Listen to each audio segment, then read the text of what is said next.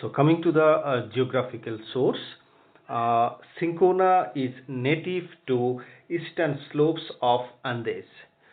Uh, it grows at high altitude, generally 1500 to 2500 meters.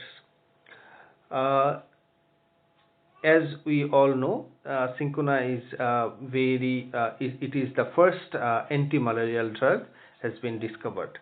So, Cinchona bark was first used as antipyretic drug in 1630 by Jesuits. Before that, around 1513, it was first discovered in Peru. That's why the Cinchona bark is also known as Peruvian bark. So,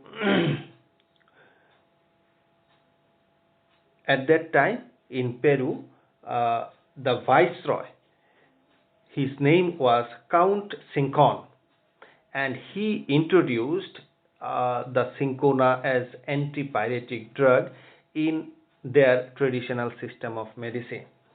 So, in honor of him, later the genus has been named as Cinchona in 1742. Later, quinine and cinchonin has been identified from this plant, and it has been identified as potent anti-malarial property. After confirmation of these activities, it has come into the limelight and it has started to be cultivated in commercial basis.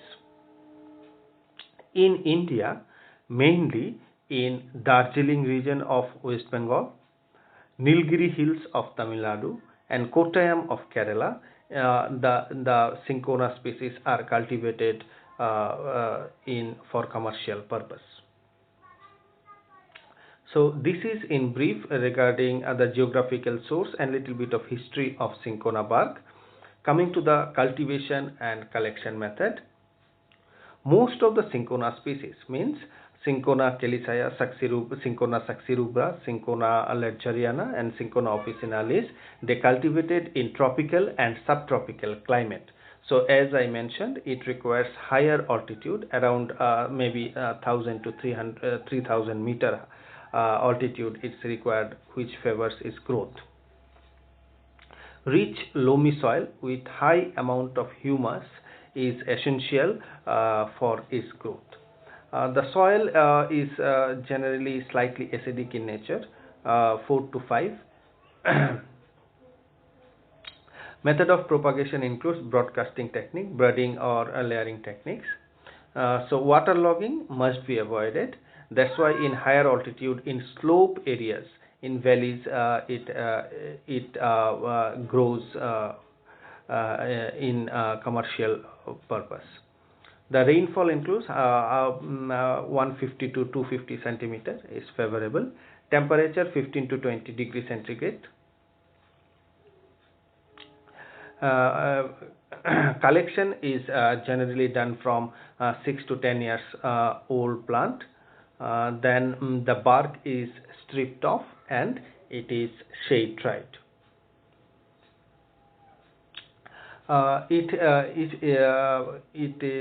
I wish to mention one more thing.